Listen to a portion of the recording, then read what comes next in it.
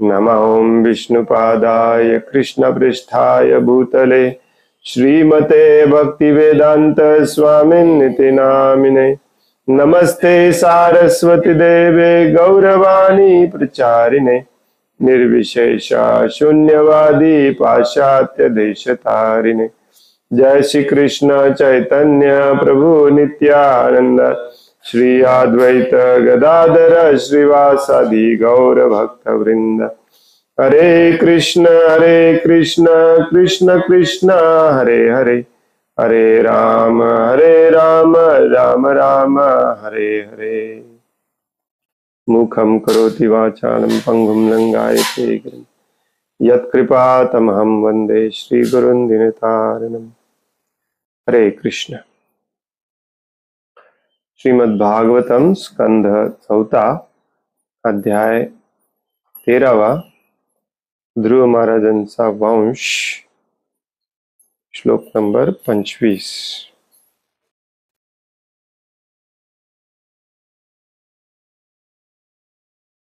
मैत्रेय उवाच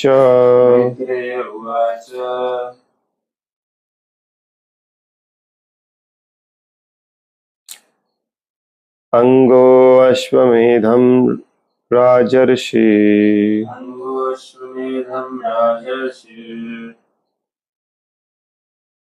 अजहार महाकृतुम्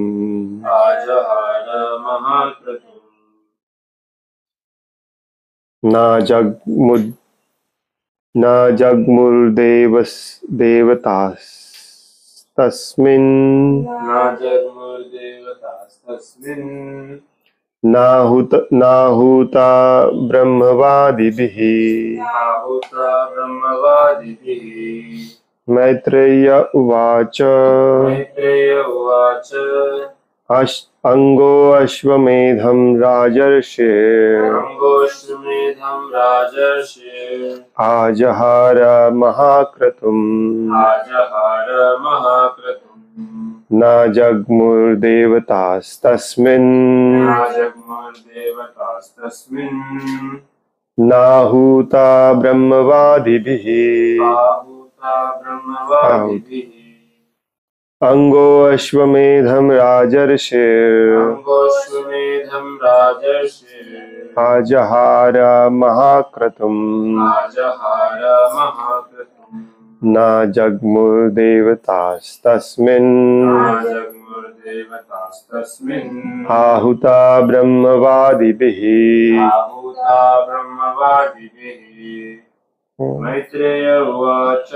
मैत्रेय उवाच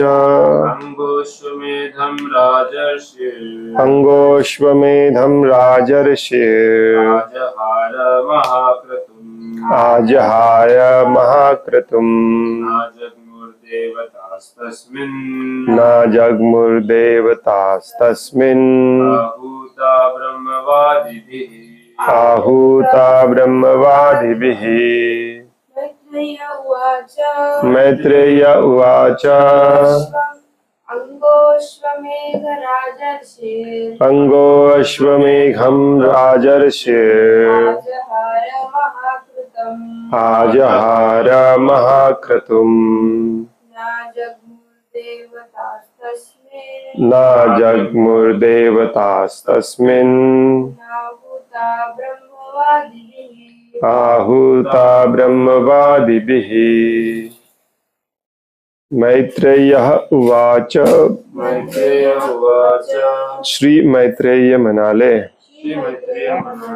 अंगः अंगराजा अश्वमेधम अश्वमेध यज्ञ राजऋषि ऋषि समान राजा आजहार केला महाक्रतुम महायज्ञ न नाही आजग्मुहु अले देवता देव तस्मिन् त्या यज्ञात आहुतः आमंत्रित करून ब्रह्मवादिभिः यज्ञ करण्यात कुशल असणाऱ्या ब्राह्मणांनी. भाषांतर. श्री मैत्रेय म्हणाले, हे विदुर, एकदा राजर्षी अंगानी अश्वमेध नामक महायज्ञ करण्याची व्यवस्था केली. देवतांना कसे निमंत्रित करावे याचे ज्ञान त्या यज्ञ मंडपी उपस्थित असलेल्या सर्व कुशल ब्राह्मणांना होते. परंतु त्यांनी प्रयत्नांची पराकाष्ठा करून देखील एकही देवता त्या यज्ञामध्ये सहभागी झाली नाही अथवा प्रकट झाली नाही.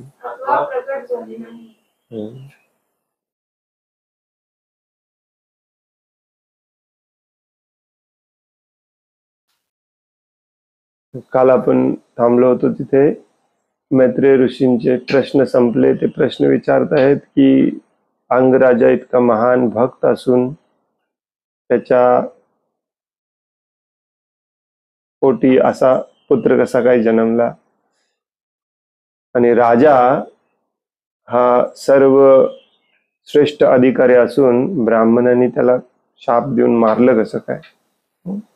सो बेसिकली अंगराजा वेनराजाची स्टोरी, कथा ऐकायची विदुरजींची इच्छा आहे आणि आपल्याला त्याच्यामुळे ऐकायला मिळणार आहे. मैत्रेय ऋषी सांगायला सुरुवात करतात की एकदा राजर्षी अंगने अश्वमेध नामक यज्ञ केला. यज्ञामध्ये सर्व देवी देवतांना आवाहन करायचं असतं त्यांचा पोर्शन घेण्यासाठी, त्यांचा आविर्भाव घेण्यासाठी. भगवान विष्णूंना पकडून सगळ्यांना. परंतु इथे असं मैत्रेय ऋषी सांगतात की सगळे ब्राह्मण एक्सपर्ट होते यज्ञ करण्यामध्ये, तरीही कोणी देवी देवता आले नाहीत किंवा प्रकट झाले नाहीत.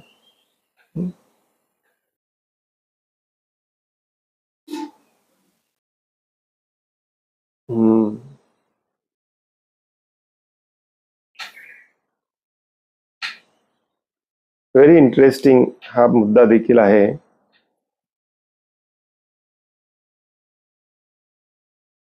पुढचे थोडे मी श्लोक वाचतो म्हणजे लक्षात येईल आपल्याला. पुढच्या श्लोकामध्ये तात्पर्य छोटे छोटे आहेत, नंतर वाचूया आपण.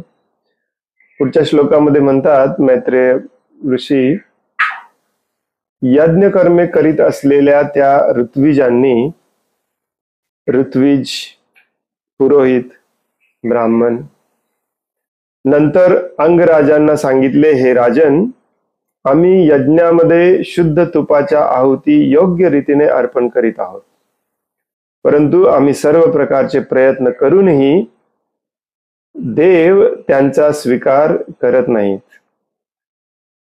पुढच्या श्लोकात म्हणतात, हे राजन, यज्ञाचरणासाठी आवश्यक ती सर्व हवीर द्रव्ये तुम्ही मोठ्या श्रद्धेने आणि काळजीपूर्वक गोळा केलेली असून त्यामध्ये कोणतेही प्रदूषण नाही हे आम्ही जाणतो. तसेच आमच्या मंत्रोच्चारणामध्येही कोणती उणीव नाही, कारण येथे उपस्थित असलेले सर्व ब्राह्मण आणि ऋत्विज तज्ञ असून सर्व यज्ञविधी ते अचूक रीतीने पार पडित आहेत. पुढच्या श्लोकात म्हणतात, हे राजन, आपला अपमान झाला आहे अथवा आपली उपेक्षा झाली आहे असे देवतांना वाटण्यासारखे कोणतेही कारण आम्हाला आढळत नाही. परंतु तरी देखील यज्ञाच्या साक्षी असणाऱ्या देवता आपला हवीरभाग स्वीकारत नाहीत, असे का हे आम्हास कळत नाही.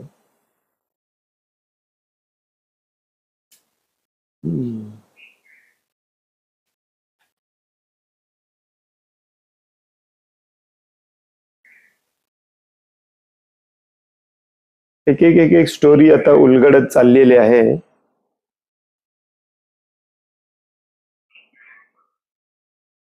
सगळ्यात पहिली स्टोरी श्रीमद भागवतमामध्ये येते, ती म्हणजे वराहदेव, वराह अवतार आणि हिरण्याक्ष यांची. तिथे वराहदेवांना म्हटलेला आहे यज्ञ अवतार.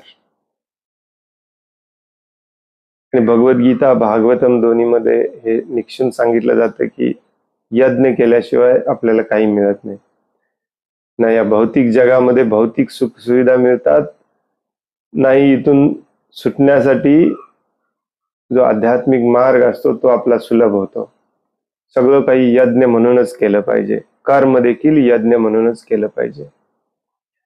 परंतु भगवान कपिल देव आणि त्यानंतर आलेली ध्रुव महाराजांची स्टोरी, यातून आपल्याला कळतं की यज्ञापेक्षाही श्रेष्ठ आहे भगवंतांप्रती असलेला आपला शुद्ध भाव, भक्तिमय सेवेचा, भगवंतांचं सतत स्मरण कीर्तन करायचा हा जो मार्ग आहे. कधी कधी असं म्हटलं जातं की हा मार्ग फक्त कलियुगासाठी आहे, परंतु ऍक्च्युली हा प्रत्येक युगासाठी असतो. यज्ञातून देखील तेच संपन्न करायचं असतं जे कलियुगामध्ये संकीर्तन यज्ञातून करायचं आहे. भगवान कपिलदेव अगदी निक्षून सांगतात की जोपर्यंत तुम्ही सर्व जीवांवरती, सर्व प्राणी मात्रांवरती समान प्रेम करायला शिकत नाही, तोपर्यंत तुम्ही भक्तीच्या एकदम खालच्या स्टेजला असता. ध्रुव महाराजांनी तेच केलं. आता ते सगळे सृजनाच्या सुरुवातीला म्हणजे सत्ययुगामध्ये, त्रेतायुगामध्ये होते, त्यामुळे त्यांनी मोठे मोठे यज्ञ केले, नाही असं नाही, परंतु त्याचा उद्देश देखील भगवंतांना संतुष्ट करणे हाच होता. तर भगवंत संतुष्ट नाही झाले, भगवंतांचे भक्त देवी देवता संतुष्ट नाही झाले, तर तो यज्ञ पूर्ण होऊ शकत नाही. याचं उदाहरण देखील आपण वाचलं, हो की नाही? दक्ष जो होता यज्ञ करण्यामध्ये एक्सपर्ट होता, सर्व प्रजापितांचा प्रमुख प्रजापिता होता. मोठे मोठे यज्ञ करायचा जे दुसऱ्या कोणालाही जमायचे नाहीत, परंतु शिवजींचा त्याने अपमान केला, त्यामुळे त्याचा यज्ञ परिपूर्ण झाला नाही. तर हे जनरल रूल्स असतात की यज्ञ हा केलाच पाहिजे, यज्ञ प्रॉपरली केला पाहिजे. थोडीशी जरी त्यात चूक झाली तरी यज्ञ पूर्ण होत नाही. आता इथे जी स्टोरी आहे इट्स व्हेरी इंटरेस्टिंग. आता यज्ञाला इथे जास्त, इथून पुढे स्टोरी वेन राजाची आणि पृथू महाराजांची आहे, परंतु इथे जो मुद्दा सांगितलाय तो लक्षपूर्वक ऐका आणि लक्षपूर्वक ध्यानात घ्या. इथे हे ब्राह्मण लोक म्हणतात की हे राजा, नाही इथे बसलेला कोणी ब्राह्मण अशुद्ध आहे, नाही त्यांचं मंत्रोच्चारण चुकीचं आहे किंवा अशुद्ध आहे, नाही तुम्ही गोळा केलेली तूप आणि सगळी सर्व सामग्री यज्ञासाठी ती अशुद्ध आहे किंवा कमी पडलेली आहे, तरीही यज्ञ संपन्न होत नाही. यज्ञाचा जो फायदा मिळाला पाहिजे तो मिळत नाही, देवी देवता संतुष्ट होत नाही.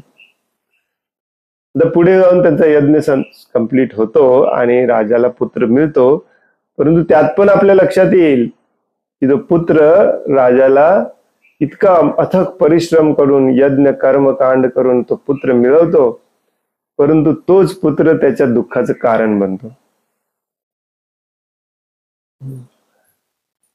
राजा केतूला देखील जसं मी काल सांगत होतो की 100 मिलियन काहीतरी पत्न्या होत्या, पुत्र होत नव्हता म्हणून त्याने अथक परिश्रम करून यज्ञ केला, त्याला देखील पुत्र झाला, परंतु तोच पुत्र त्याच्या दुःखाचं परत कारण बनला.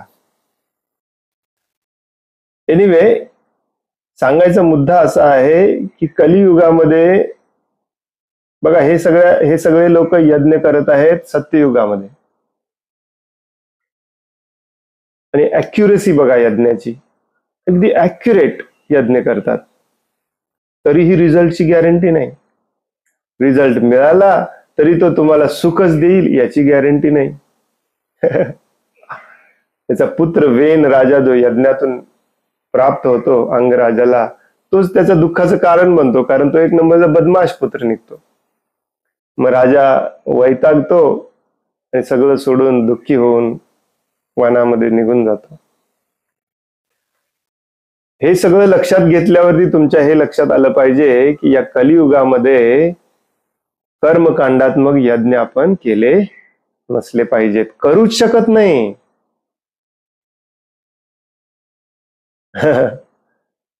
तसं पहिल्या स्कंदामध्ये आपण वाचलं, ब्रह्मदेव जेव्हा यज्ञ करायला उठले होते, काहीच त्यांच्याकडे सामग्री नव्हती, कारण पृथ्वी हे ब्रह्मांड निर्माणच केलेलं नव्हतं, काहीच नव्हतं तेव्हा, एकटेच होते ब्रह्माजी.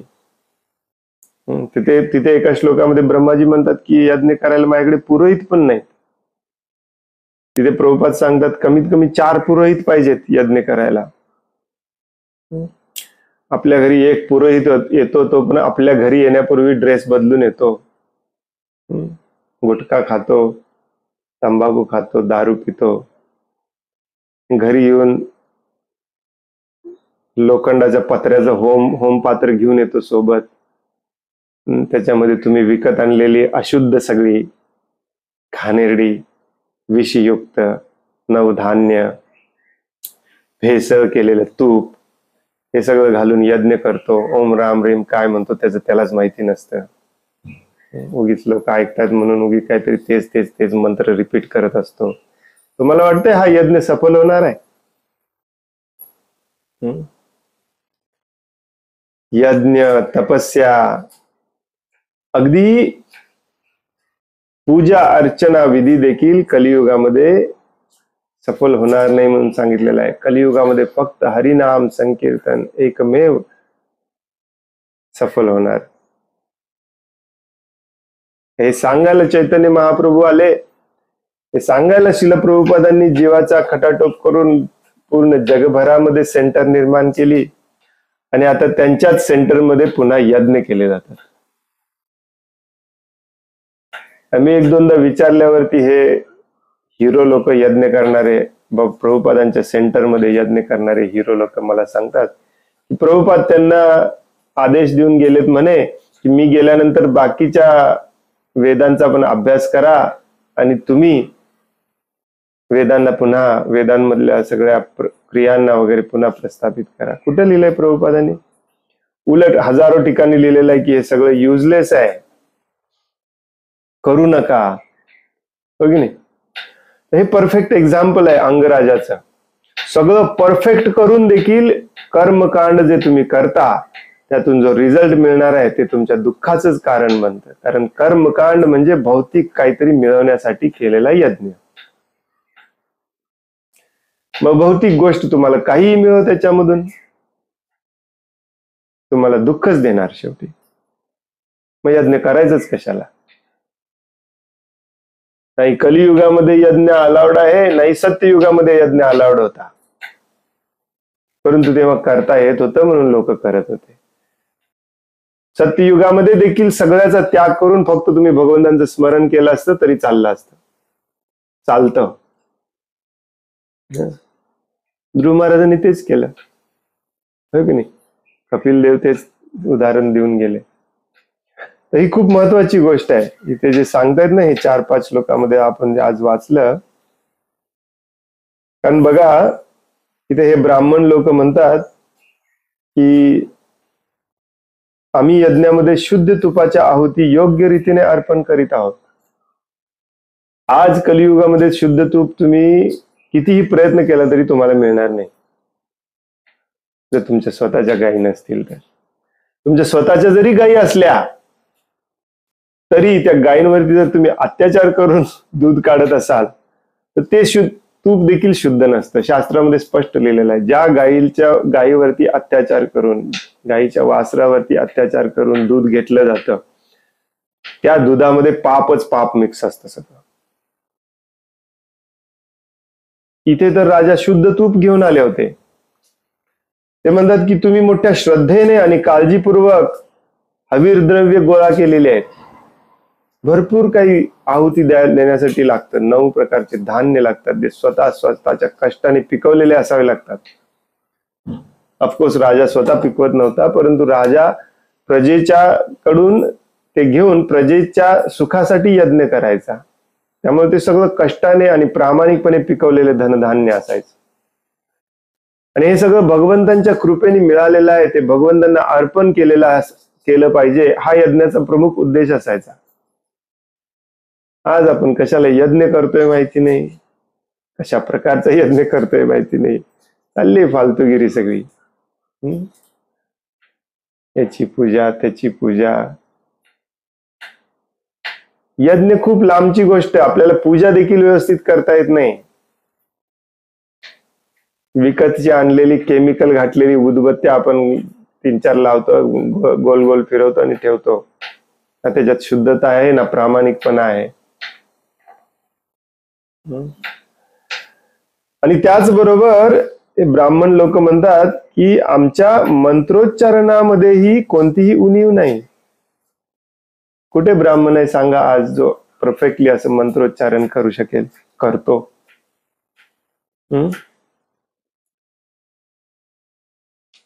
चारी बाजूला 4 बसायचे असतात यज्ञाच्या चारी बाजूला, आणि प्रत्येकाने परफेक्टली मंत्रोच्चारण करायचं असतं.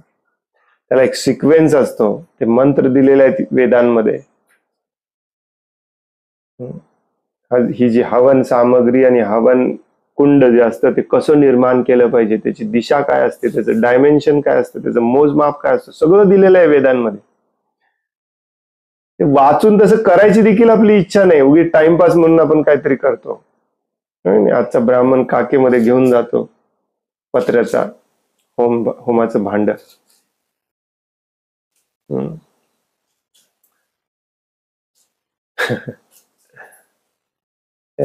बऱ्याचदा मी तुम्हाला एक्झाम्पल सांगितलं. आमच्या इथे एकदा यज्ञ चालू होता तिथे खोतरीच्या त्या मंदिरामध्ये शेजारी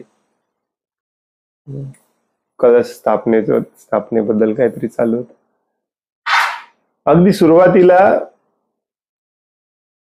आचमन करण्यासाठी जे आपण पाणी घेतो, ते पाणी आपण कुठलंही घेतलेलं असलं तरी सगळ्या पवित्र नद्यांना आवाहन करून त्याच्यामध्ये येण्याची विनंती करतो. आपण तिलक लावताना पण पाणी जे घेतो ना, तेव्हा हा मंत्र म्हणायचा असतो. गंगा च यमुने चैव गोदावरी सरस्वती नर्मदे सिंधू कावेरी जलेस्मिन सन्निधम कुरु. तुम्ही सगळे या इथे प्लीज, त्या पाण्याला पवित्र करा.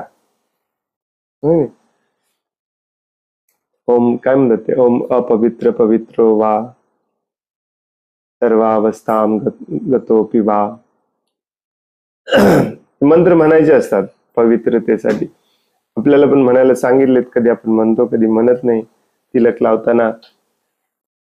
तर एकदा ते आचमन विधी झाली की नंतर मग सगळ्या देवी देवतांना आहुती देणारे ते मंत्र, स्टार्टिंग फ्रॉम केशवाय नमः, नारायणाम नमः, वामनाय नमः, वैष्णवे नमः, त्रिविक्रमाय नमः, हे सगळं म्हणायचं असतं.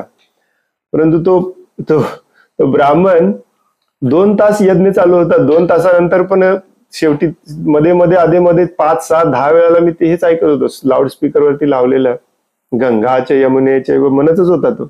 मी विचार करतोय, गंगा यमुना सरस्वती अजून आले नाहीत का काय, हे असं का रिपीट करतोय? पण लोकांना काही माहिती नसते, त्याला पैशाची मतलब आहे. असा यज्ञ सफल होणार आहे का? आणि सगळ्यात महत्वाची गोष्ट म्हणजे या कथेतली की हा पुढे यज्ञ सफल होतो. ऍक्च्युली यज्ञाचं फळ पण मिळतंय राजाला, परंतु ते फळ देखील असं विचित्र मिळतं. कितीही चांगले यज्ञ करा, कितीही तपस्या करा, तुमच्या कर्मामध्ये जे लिहिलेलं आहे ते तुम्हाला मिळणार आहे. सगळं बंद करून भगवंतांची भक्तिमय सेवा करणे हा एकमेव उपाय आहे. सत्ययुग असो ना कलियुग असो, कुठल्याही युगामध्ये. म्हणून चैतन्य महाप्रभू अगदी छाती ठोकून सांगतात, हरे नाम हरे नाम हि केवलम. आपण सिरियसली घेतलं पाहिजे.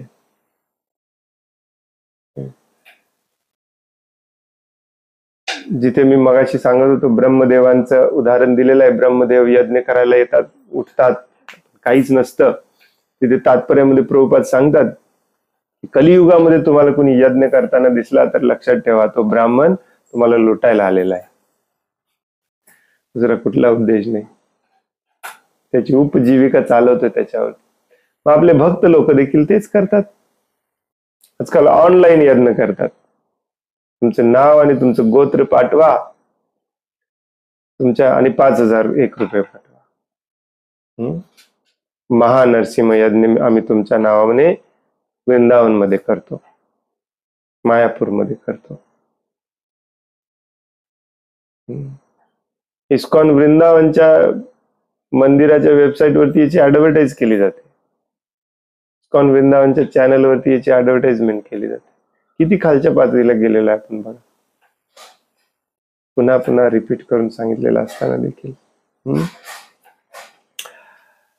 तात्पर्य प्रभुपाद म्हणतात राजा कोणाशी शिक्षा देण्यास समर्थ असतो. सॉरी कुठे गेलं 25 नंबर, सॉरी. तात्पर्य वैदिक यज्ञ हा काही साधारण समारंभ नसतो. अशा यज्ञात देवता सुद्धा सहभागी होत असत आणि त्यावेळी बळी देण्यात येणाऱ्या पशूंना त्वरित नवजीवन लाभत असे. देवतांना निमंत्रित करू शकतील अथवा पशूंना नवजीवन प्रदान करू शकतील असे सामर्थ्य संपन्न ब्राह्मण वर्तमान कलियुगामध्ये नाहीत. पूर्वकाळी वेद मंत्रांमध्ये पारंगत असणारे ब्राह्मण मंत्रांचे सामर्थ्य दाखवू शकत होते, परंतु वर्तमान युगात असे ब्राह्मण नसल्यामुळे अशा प्रकारचे सर्व यज्ञ निषिद्धच आहेत. ज्या यज्ञामध्ये घोड्याचा बळी दिला जातो तो यज्ञ अश्वमेध म्हणून ओळखला जातो. काही वेळा गायींचा बळी दिला जातो, गवा लंभ, परंतु असा बळी खाण्यासाठी नव्हे तर मंत्र सामर्थ्याचे प्रदर्शन करून गायींना नवजीवन प्रदान करण्यासाठी दिला जात असे. म्हणून सद्यस्थितीत संकीर्तन यज्ञ अर्थात दिवसातील 24ही तास हरे कृष्ण मंत्राचा जप करणे हाच एकमेव व्यवहार्य यज्ञ आहे. आणि किती स्पष्ट शब्दात सांगायचं शिला प्रभुपादांनी.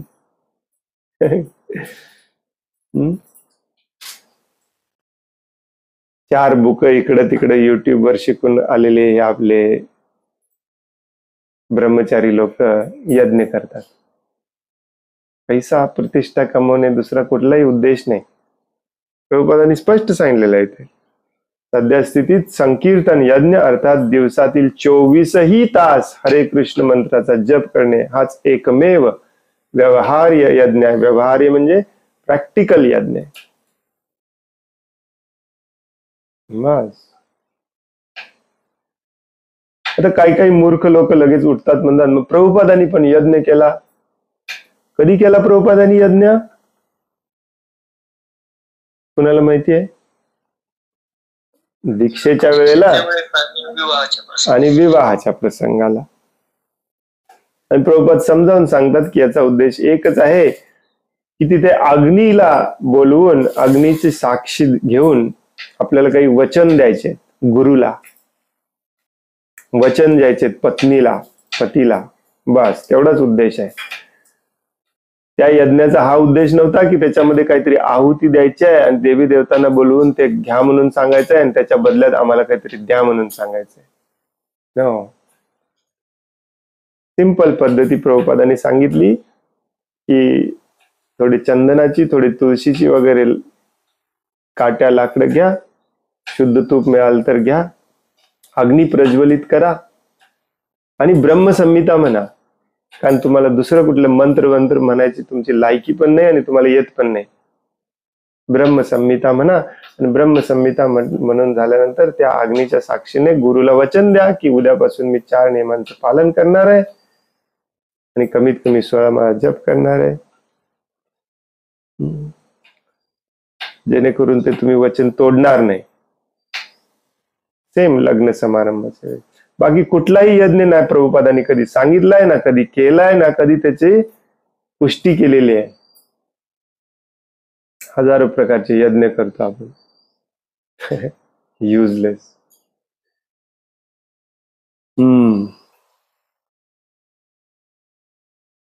मंत्रांचे योग्य स्वरात उच्चारण करणे हा वेद विज्ञानात तज्ञ असणाऱ्या ब्राह्मणांचा सराव असतो. मंत्रातील संस्कृत शब्दांचे उच्चारण अचूक रीतीने केले पाहिजे, अथवा मंत्रोच्चारणाचे फळ प्राप्त करण्यात यश मिळू शकत नाही. हे जे बोगस आपले भक्त यज्ञ करतात ना, यांच्या तोंडातून मी स्वतः ऐकलेलं आहे हरे कृष्णा म्हणताना.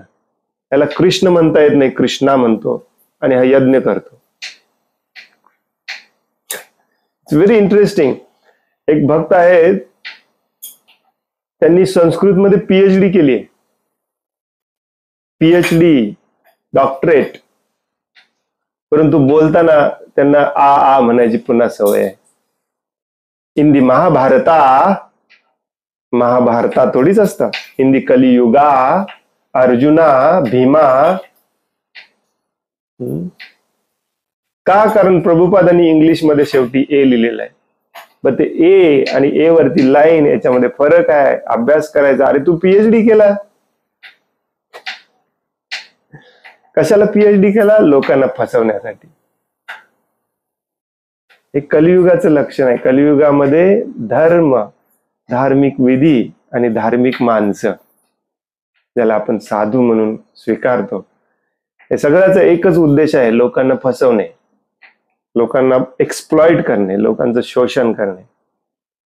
गुरु साधू सगळ्यांचं एकच काम आहे, लोकांना एक्सप्लॉइट करणे, शोषण करणे.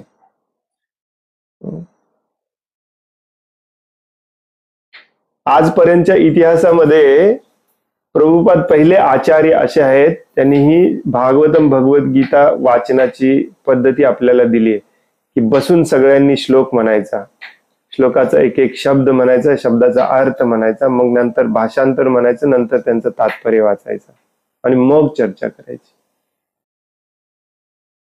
आणि प्रभुपाद 3-3, 5-5, 10-10 वेळेला थांबवायचे भक्तांना हे म्हणत असताना. से इट प्रॉपरली, शब्दोच्चारण व्यवस्थित करा. देवा उचहू. पाश्चात्य देशातल्या लोकांना काहीच माहिती नव्हतं. हे भारतातले, तुम्ही भारतात जन्मलाय, तुम्हाला तरी माहिती असलं पाहिजे उच्चार कसा करायचा.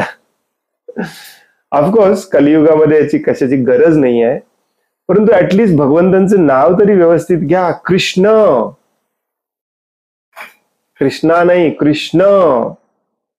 हरे कृष्ण कृष्ण कृष्ण हरे हरे, हरे कृष्णा नाही. प्रभुपाद एका ठिकाणी लिहितात देखील, कृष्णा हे द्रौपदीचं नाव आहे, कृष्ण हे भगवंतांचं नाव आहे. हे सांगायला गेलं तर काही भक्त म्हणतात की भावना महत्वाची आहेत, उच्चार महत्वाचा नाही.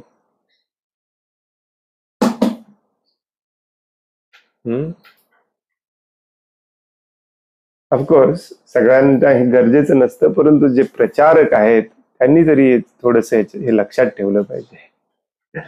कारण तुमचं बघून बाकीचे शिकणार असतात. यद यदा आचरती श्रेष्ठ तत् देवे तरजन, हो की नाही? हे प्रिन्सिपल आहेत, जे वरिष्ठ करतात ते बघून बाकीचे त्याला फॉलो करतात. संस्कृत शब्दाचे उच्चारण अचूक रीतीने केले पाहिजे, काहीतरी फळ मिळू शकत नाही. पूर्वीच्या गुरुकुलामध्ये शिकायला दोरी बांधून वरती बांधायचे आणि एकच मंत्र पहाटे उठल्यापासून संध्याकाळी सूर्यास्त होईपर्यंत एकच मंत्र पाठ करायला सांगायचे त्या ब्राह्मणाला, अगदी परफेक्टली एकच मंत्र, अगदी प्रॉपरली. तुम्हाला माहिती नाही बघा, मराठीमध्ये काय म्हणतो आपण, दोन हे असतात त्याला, वरती टिंब असते त्याला काय म्हणतात, अनुस्वार, राईट? आणि दोन हे असतात त्याला आहा, आहा काय म्हणतात, ना, विसर्ग या विसर्ग. तर इंग्लिशमध्ये हे सगळं पहिला उकार, दुसरा उकार, पहिली वेलांटी, दुसरी वेलांटी, हे अनुस्वार, विसर्ग, हे सगळं इंग्लिशमध्ये रिप्रेझेंट करायला किंवा स, श, श, न, न, हे सगळं व्यवस्थित दाखवायला इंग्लिशचं एक इंटरनॅशनल स्टँडर्ड आहे. त्याला म्हणतात इंटरनॅशनल डायक्रिटिक्स ट्रान्सलेटेरियन स्टँडर्ड म्हणून. ते इंटरनॅशनली अक्लेम्ड आहे. प्रभुपाद तेच वापरतात त्यांच्या पुस्तकांमध्ये. आणि इंग्लिश मेन पुस्तक आहेत प्रभुपादांची. तर इंग्लिशमध्ये हा विसर्ग लिहिताना लिहिलं जातं, शेवटी एच लिहिलं जातं. आणि एचच्या खाली डॉट काढतात का क्रिश? या एचच्या खाली एक डॉट असतो, त्याचा अर्थ विसर्ग. परंतु ते वाचताना ते खूप ऍक्युरेटली वाचावं लागतं. हे जर गोपालः असेल ना, तर गोपालाह म्हणायचं नसतं. गोपालाह म्हटलं की त्याचा अर्थ वेगळा होतो. हा जो विसर्ग असतो, हा विसर्ग त्याच्या आधीच्या शब्दाला जोडून असतो, त्यामुळे तो जोडूनच म्हणायचा असतो गोपाला. कधी कधी ते म्हटलं नसल्यासारखं वाटतं, परंतु थोडस स्ट्रेच करून त्याला म्हणायचं असतं. मग परवा 2-4-5 महिन्यापूर्वीच मी हे ऐकत होतो, कारण या दोघांचा अर्थ वेगळा होतो. एक होतो गोपाला आणि दुसरं गोपालाह. असं म्हटलं आपण की त्याचा अर्थ होतो गोपालला मारणारा. संस्कृत इतकं कॉम्प्लेक्स आहे. मग विचार करा, तुम्ही यज्ञ करताना चुकून तुमचं उच्चारण चुकलं तर यज्ञ किती चुकीचा होईल. गोपाल यायचे सोडून गोपालला मारणारा येणार तुमचे. म्हणून सांगितलंय कलियुगामध्ये या फंद्यात पडू नका. डेंजरस आहे हे, महा डेंजरस आहे. एक तर कर्मकांडात मग काही केलंच नसलं पाहिजे, केला तरीही डेंजरस आहे. जसं इथे सगळं परफेक्टली करून त्याला डेंजर पुत्र मिळाला. विचार करा, सगळं परफेक्टली करून अंगराजाला पुत्र जो मिळाला तो एकदम. मग आपल्याकडून मंत्रोच्चारण चुकल्यावरती आपल्या यज्ञाचा रिझल्ट काय होणार? या भीतीने तरी यज्ञ करायचं बंद केलं पाहिजे आपण.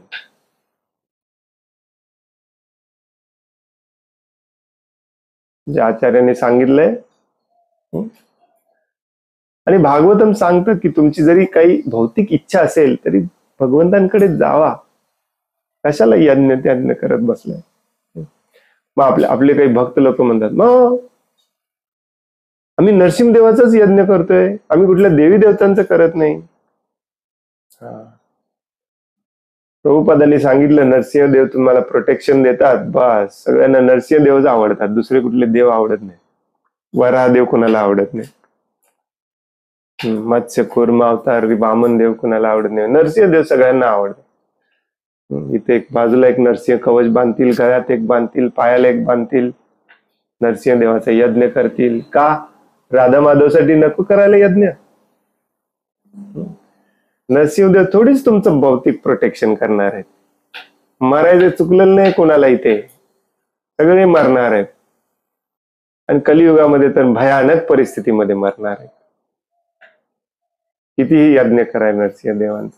नरसिंहदेव जरी प्रसन्न झालेच तुमच्या या तुटक थाटूक चुकीच्या मंत्रोच्चाराने आणि चुकीच्या यज्ञाने, तरी त्यांचं कर्तव्य आहे तुमच्या भक्तीचं प्रोटेक्शन करणे, तुमच्या शरीराचं नाही. तुमच्या शरीराचं प्रोटेक्शन मग ते स्वतःच्या सिद्धांताच्या विरुद्ध वागल्यासारखं झालं. कशाला करतील प्रोटेक्शन नरसिंहदेव तुमच्या शरीराचं? प्रभूजी मग प्रल्हाद महाराजांच्या शरीराचं केलं ना.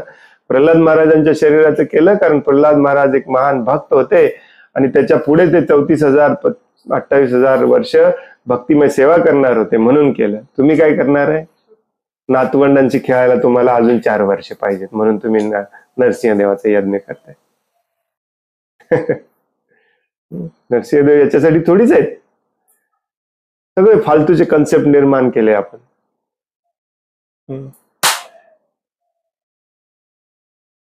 मंत्रातील संस्कृत शब्दाचे उच्चारण अचूक रीतीने केले पाहिजे, अन्यथा मंत्रोच्चारणाचे फळ प्राप्त करण्यात यश मिळू शकत नाही. सध्या स्थितीत ब्राह्मणांना संस्कृत भाषेचे योग्य ज्ञान नाही किंवा त्यांचे व्यक्तिगत जीवनही शुद्ध नाही. घ्या, तुम्ही भले पीएचडी कराल संस्कृत मध्ये. आजकाल हे हिंदू लोकांमध्ये खूप फॅड आलेलं आहे. संस्कृत जर्मनीत संस्कृत शिकवतात प्रभूजी, आम्हाला संस्कृत, आमच्या शाळेत संस्कृत शिकवत नाही. जणू काही संस्कृत शिकून हा दुसऱ्या दिवशी भगवत धामात जाणार आहे.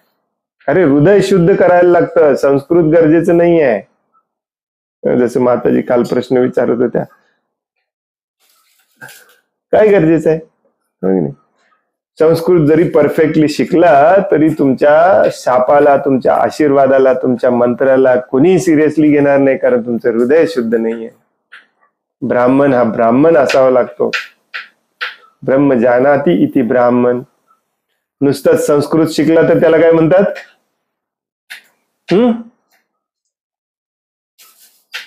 विप्र, हो की नाही? वेद पठनात भवती विप्र. जन्माने तर शूद्रच असतो तो. जन्म ना जायते शूद्र, संस्कारात भवे द्विज. संस्कार पण झाले नाहीत याचे स्वतःचे 16, दुसऱ्याचे संस्कार करायला जातो हा 5001 रुपये घेऊन. जरी त्याने मग मंत्र व्यवस्थित उच्चारला तरी त्या मंत्राचा काहीच फायदा नाही, कारण याचं हृदय शुद्ध नाही, स्वच्छ नाही. टाइमपास करून येतो हा पैसे घेऊन. मग हे सक्सेसफुल होणार आहे? कधीच सक्सेसफुल होणार नाही. गुटखा खातात, दारू पितात, अंडी मांस मच्छी खातात. काय उपयोग आहे संस्कृत परफेक्टली जरी आलं तरी? सध्या स्थितीत ब्राह्मणांना संस्कृत भाषेचे योग्य ज्ञान नाही किंवा त्यांचे व्यक्तिगत जीवनही शुद्ध नाही. तथापि हरे कृष्ण मंत्राचा जप करून मनुष्यास यज्ञाचरणाचा सर्वोच्च लाभ मिळू शकतो. हरे कृष्ण मंत्राचा जप व्यवस्थितपणे करण्यात आला नाही तरीही त्याच्यामध्ये इतकी शक्ती आहे की जप करत्यास त्याचे फळ मिळते. बघा, भगवान श्रीकृष्ण स्वतः सांगतात भगवद्गीतेमध्ये, सर्वारंभे हि दोषेन. सगळ्या कार्यामध्ये, भौतिक जगामध्ये प्रॉब्लेम आहेतच. त्यामुळे जे सांगितलंय तुम्हाला युगधर्म म्हणून ते करा. नाही परफेक्टली काही काही लोकांचं हे असं म्हणणं असतं, प्रभूजी आम्हाला हरे कृष्ण महामंत्र अजून परफेक्टली जमत नाही म्हणून आम्ही हा यज्ञ करतोय. अरे हरे कृष्ण महामंत्र जमत नाही, तुला यज्ञ काय जमणार आहे? किती पळवाटा शोधायच्या बघा. भौतिक जगामध्ये राहायचंच आहे ठरवलंय आपण. कोणी पण सांगायला येऊ दे, प्रभूजी सांगो, श्रील प्रभुपाद सांगो, भगवान श्रीकृष्ण स्वतः समोर फेस टू फेस येऊन जरी सांगितले तरी नाही, मला काहीतरी भौतिक सुख द्या. हरे कृष्ण महामंत्राचा जप करा, 16 माळा करा. 16 माळा कमीत कमी करा, दिवसभर करा, काम करताना करा, काम थांबवल्यावर करा, कंटिन्युअसली करा. हेच कलियुगाचं एकमेव तत्व आहे.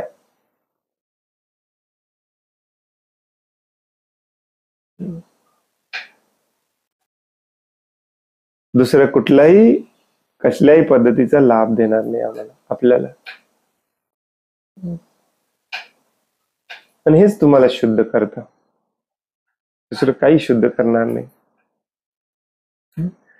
हरे कृष्ण कृष्ण कृष्ण हरे हरे, हरे राम राम राम हरे हरे.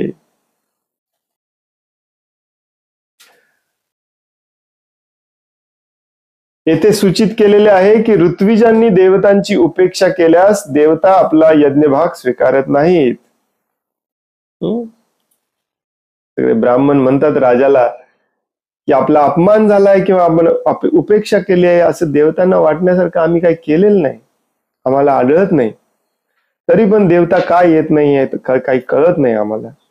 प्रभुपाद सांगतात की देवतांची उपेक्षा होईल किंवा अपमान होईल असं काही केलं नसलं पाहिजे, नाहीतर तुमचा यज्ञ गेला खड्ड्यात, 0 व्हॅल्यू. बघा अजून डेंजर.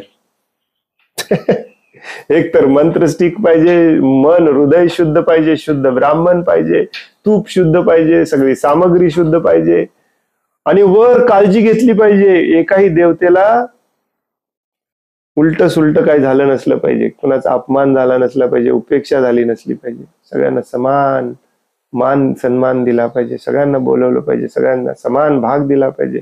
जरा चुकलं की संपलं, विसरा.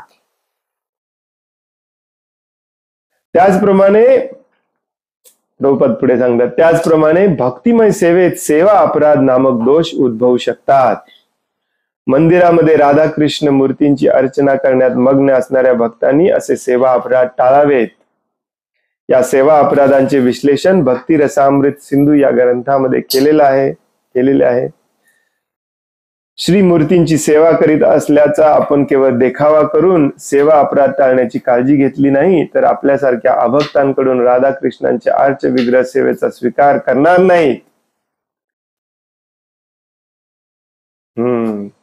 म्हणून मंदिरामध्ये अर्चना करीत असलेल्या भक्तांनी स्वतःच्याच विधींचा शोध लावू नये तर शुद्धतेच्या नियामक तत्वांचे काटेकोरपणे पालन करावे. त्यानंतर भगवंत त्यांची सेवा स्वीकारतील.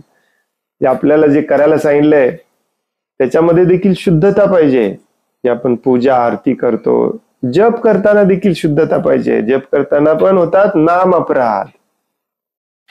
जेव्हा आपण वृंदावन सारख्या ठिकाणी जातो आणि जर शुद्धता आणि सगळे नियम पाळले नाहीत तर होतो धाम अपराध. सजग राहिलं पाहिजे, सतर्क राहिलं पाहिजे.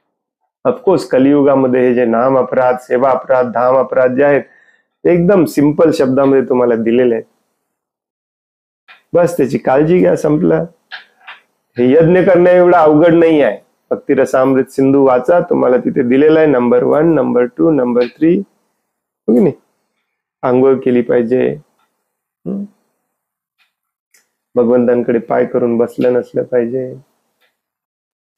शिंक आली तर बाहेर गेलं पाहिजे. असे सिंपल नियम आहेत. बस नियम पाळा. धाम अपराध करू नका, सेवा अपराध करू नका, नाम अपराध करू नका. बस कलियुगामधली सिंपल प्रोसेस आहे. सिंपल प्रोसेस करा, तुम्हाला सगळी भौतिक सुख सुविधा पण मिळेल आणि आध्यात्मिक धाम पण मिळेल. एवढं सोपं आहे.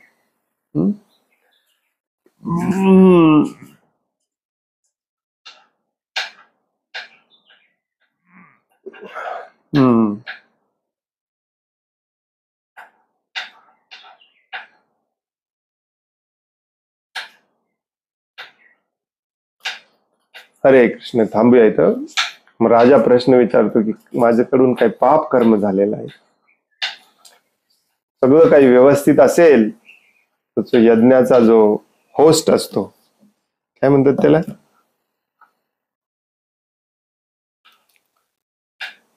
त्याच्याकडून जर काही पाप केलेलं असेल, यजमान, तर पण प्रॉब्लेम आहे. उद्या कंटिन्यू करूया आपण अंगराजाची कथा. हरे कृष्ण कृष्ण कृष्ण हरे हरे, हरे राम राम राम हरे हरे. कोणाला काही प्रश्न आहे, काही सांगायचं आहे?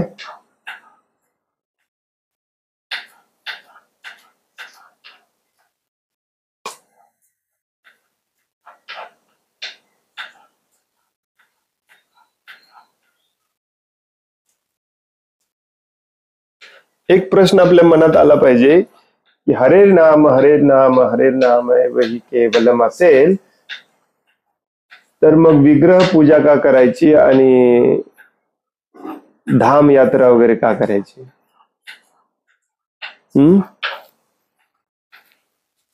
विशेष करून ग्रहस्थांसाठी हे सांगितलं. बाकीच्या आश्रमामधल्यांनी विग्रह पूजा नाही केली, धामाला वगैरे नाही गेलं तरी चालते, परंतु गृहस्थ आश्रम यांना हे सांगितलेलं आहे घरामध्ये विग्रह पूजा केली पाहिजे. ऍटलिस्ट फोटो, चित्रपट पूजा केली पाहिजे, सत्संग केला पाहिजे, धामाला गेलं पाहिजे. गृहस्थांसाठी आहे हे सगळं. कारण गृहस्थ जास्त अडकलेले असतात. त्यांच्याकडून शुद्ध नाम जप होत नाही. तर नाम जपाला चालना मिळावी, प्रोत्साहन मिळावं म्हणून या गोष्टी सांगितलेल्या असतात करायला. ऍक्च्युली या गोष्टींची गरज नसते. जो उन्नत भक्त असतो, उत्तम अधिकारी, त्याला याच्यामध्ये इंटरेस्ट नसतो. तो फक्त भगवंतांचं स्मरण, श्रवण, कीर्तन, स्मरण आणि भगवंतांची सेवा करण्यामध्ये बिझी असतो. जे नवीन नवीन भक्त असतात, ज्यांना अजून नामामध्ये रुची निर्माण झाली नसते, गोडी निर्माण झाली नसते, त्यांच्यासाठी विग्रह सेवा अत्यंत महत्वाची असते. लक्षात ठेवा. भगवंतांची सेवा म्हणजे विग्रह सेवा असं बऱ्याच जणांना त्यामुळे वाटतं, कारण कलियुगामध्ये 99.99% लोक हे तृतीय श्रेणीचे नवीन भक्तच आहेत. 10 वर्ष, 15 वर्ष, 20 वर्ष झाले असले भक्तीत तरी.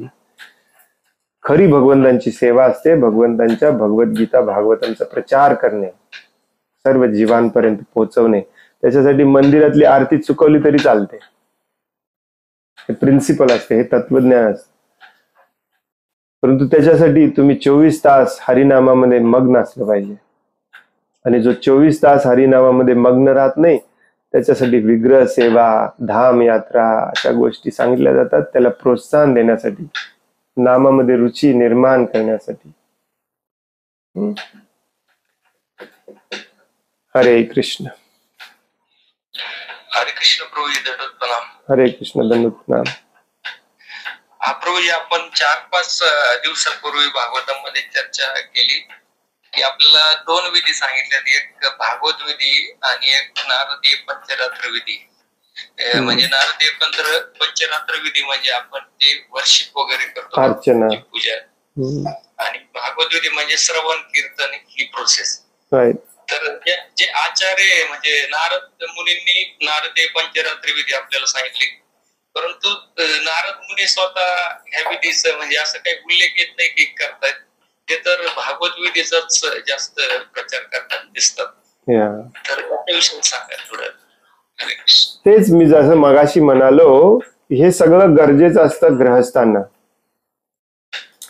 कारण ग्रहस्थ हा इंद्रिय तृप्तीमध्ये अडकलेला असतो. त्या सगळ्या विधी ज्या आहेत त्या ग्रहस्थांसाठी आहेत. नारद मुनी गृहस्थ नव्हते.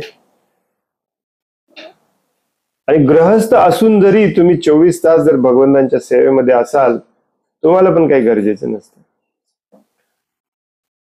परंतु प्रभुपादांच्या शिष्यांमध्ये आणि प्रभुपादांच्या जीवनामध्ये जर आपण पाहिलं तर तुम्हाला लक्षात येईल की जे संन्यासी आहेत किंवा जे गृहस्थ संन्यासी आहेत, ते देखील जरी 24 तास भगवंतांच्या सेवेत असले, प्रभुपादांच्या प्रचार कार्यामध्ये बिझी असले, तरी अर्चना विधी देखील परफेक्टली करायचे.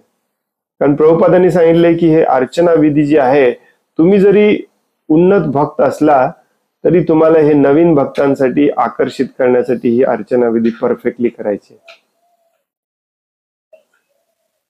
तर हा प्रचाराचा एक माध्यम आहे, प्रचारासाठी एक महत्वाचा अंग आहे. म्हणून रूप गोस्वामी म्हणतात, श्रुती स्मृती, रूप गोस्वामी पुराणामध्ये म्हटलेलं आहे, श्रुती स्मृती पुराण आदि पंचरात्री की विधीन विना एकांत की हरेर भक्ती उत्पात एव कल्पते. एकटं कुठेतरी कोपऱ्यात बसून श्रवण कीर्तन करायचं नाहीये, ती भगवंतांची सेवा नसते. मग तुम्ही परफेक्टली जरी अर्चना करत असाल तरी त्याचा काही उपयोग नाही. भगवंतांची खरी सेवा असते सगळ्या दीनहीन पापी तापी या भौतिक जगामध्ये अडकलेल्या जीवांपर्यंत हे ज्ञान पोहोचवण्याचं काम करणे. त्याच्यासाठी कधी तुम्हाला आरती स्किप करावी लागली काही प्रॉब्लेम नाही. आणि ह्या जीवांवरती, या भौतिक जगामध्ये अडकलेल्या जीवांवरती दया करण्यासाठी तुम्हाला आरती करून दाखवावी लागली तर ती तुम्ही परफेक्टली केली पाहिजे. हे प्रभुपादांनी सुरू केली ही पद्धती. भक्ती सिद्धांत सरस्वती ठाकूर प्रभुपादांनी. तर हे प्रिन्सिपल असतं. आपण भागवतम मध्ये देखील 2-3 ठिकाणी हे तुम्हाला ऐकायला वाचायला मिळेल, जिथे प्रभुपाद सांगतात की जे उत्तम अधिकारी असतात त्यांना मंदिरातल्या अर्चनेमध्ये काही इंटरेस्ट नसतो. परवा सागर प्रभू पण हे वाचून मला विचारत होते, हे का असं कसं काय प्रभूजी, त्याचा अर्थ ते डिसरिस्पेक्ट करतात का? नो, इंटरेस्ट नसतो असं लिहिलंय, याचा अर्थ त्याला इंटरेस्ट नसतो असं नाही. तर त्यांचा वेळ सगळा हा दुसऱ्या जीवांवरती कृपा दया करण्यामध्ये जात असतो. कारण ते हायर प्रिन्सिपल आहे. भगवद्गीतेच्या 18व्या अध्यायात भगवंत स्वतः सांगतात, हे अर्जुन, माझ्या आणि तुझ्यातला हा संवाद जो आहे, तो हा संवाद जो दुसऱ्यांना सांगतो, दुसऱ्यांना ऐकवतो, दुसऱ्यांना श्रवण करण्यासाठी, ऐकवण्यासाठी, सांगण्यासाठी, प्रचार कार्यामध्ये जो मदत करतो, तो सर्वश्रेष्ठ भक्त आहे. मग हे शास्त्रामधले अशी काही विधानं एकमेकांच्या विरुद्ध असल्यासारखी वाटतात, पण ती विरुद्ध नसतात. ती कशी असतात? सुपरलेटिव्ह असतात. इंग्लिशमध्ये याला सुपरलेटिव्ह म्हणतात. म्हणजे एकापेक्षा दुसरा श्रेष्ठ असतो. ते श्रेष्ठ नियम पाळण्यासाठी खालचा नियम नाही पाळला तरी चालतो, असं त्याचा अर्थ असतो. हरे कृष्ण. धन्यवाद प्रभूजी. हरे कृष्ण. परंतु तो वरचा नियम मी पाळतोय असं ढोंग करून खालचे नियम टाळायचे नाही. आपले ढोंगी भक्त खूप झालेत आजकाल. आमचा एक भक्त होता भगवाधारी ब्रह्मचारी. भगवाधारी ब्रह्मचारी फोनवर बहिणीशी बोलत बसायचं तासन तास. त्याला आरतीला ये म्हटलं तर म्हणायचं की आमच्यासाठी, आम्ही नाही आलं तर चालते प्रभूजी, नवीन भक्तांसाठी असते, तुमचं तुम्ही आरती करा जावं. असली बोगसगिरी नाही चालत. भगवंत सगळं बघतायत, तुमच्या प्रत्येकाच्या हृदयामध्ये आहेत. हरे कृष्ण. खूप खूप धन्यवाद. वांछा कल्पतरुभयश्च कृपा सिंधुभ्य एव च पतितानां पावनेभ्यो वैष्णवेभ्यो नमो नमः. अनंत कोटि वैष्णव वृंद की जय. वैष्णव ठाकुर श्रील प्रभुपाद की जय. ग्रंथराज श्रीमद् भागवतम की जय. हरे कृष्ण. धन्यवाद.